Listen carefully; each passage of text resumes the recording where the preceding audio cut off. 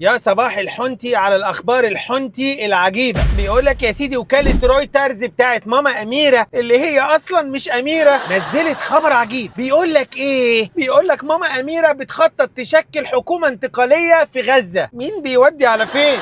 والله زي ما بقول لك كده، حكومه واسمها حكومه تكنوقراط، يعني ناس بتوع خبره بقى، مهندسين، دكاتره، فنيين، اي حد الا اهل البلد. وطبعا اللي هيرقص الحكومه دي مش فلسطيني، لا لا لا لا خالص. يعني انت عايز تبقى من البلد وقاعد في البلد وواحد منكم هو اللي يرقصها؟ لا، ماما اميره مش دماغها كده. هو انت فاكر نفسك قاعد في مصر؟ يعني اللي هيمسك الحكومه بتاعت ماما اميره والله زي ما بقول لك كده. هو ابو حنان امه فلسطينيه واحنا مش عارفين ولا حاجه؟ لا، وجايين بقى يعملوا ايه بقى؟ يستبعدوا سماح خالص ويستبعدوا السلطه الفلسطينيه نفسها. يعني الاتنين بره اللعب. يعني تخيل كده تبقى قاعد في بلدك لا بيك ولا عليك، وتلاقي اميره ولا اسراء ولا اي خرابه بيوت تقول للجيش بتاعك وحكومتك ريحوا انتوا بقى، يلا سلموا سلاحكم كده زي الشاطرين والبسوا الجلابيه واقعدوا في البيت، عايزينكم تبقوا بركه كده، بركه في البيت. لا، ويقول لك احنا جايين بقى نشوف كده ناس تكنوقراط لطيفه تحكم شويه. لا شويه ايه؟ ما فيش مده زمنيه، يعني على راحه التطورات في الارض زي ما يجي. يعني هو احنا مستعجلين على ايه؟ البلد كلها باظت، فهنلحق ايه ولا ايه؟ الجميل بقى ان اهم اهداف الحكومه دي انها تجرد القطاع كله من السلاح. يلا فين السلطه الفلسطينيه؟ لم يا ابني السلاح منهم كلهم، يلا يا حبيبي. وبعد ما يخلصوا لم سلاح ياخدوهم بالحضن بقى. يلا يا حبيبي سلم سلاحك وتعالى اقعد هنا يا قلبي، تعالى اقعد جنبي هنا. ومش عايزين دوشه علشان اسراء تعرف تسرق، احنا هنبني لكم من اول وجديد، فكتر خيرنا والله. وانتوا عارفين طبعا ومتاكدين احنا بنفهم اكتر منكم في بلدكم، خبره بقى،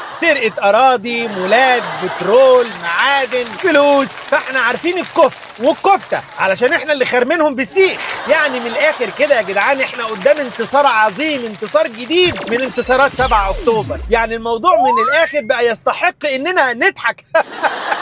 لا مش الضحكه دي، عايزين نضحك ضحكه رقيعه.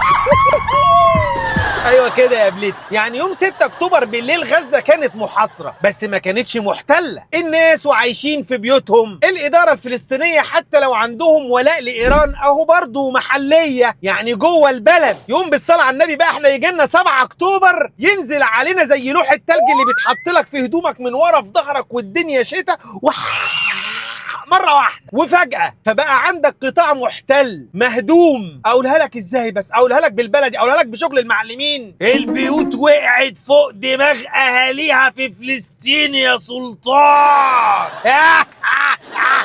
والبلطجية بتدور على حكومة أجنبية تدير حياتهم وتحكمهم يا ابو السلاطين.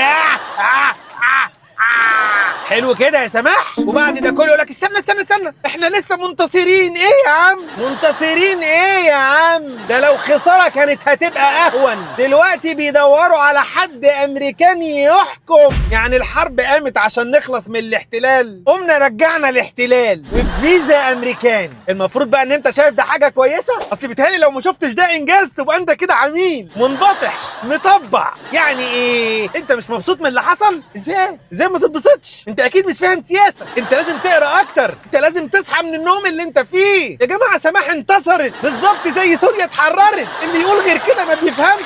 احنا ما بنفهمش. احنا في زمن لو قلت الحقيقه تبقى خاين، ولو ضحكت تبقى قليل الادب، ولو سكت تبقى سلبي. يعني عايزينك معاهم تهلل وخلاص. سوريا اتحررت وسماح انتصرت.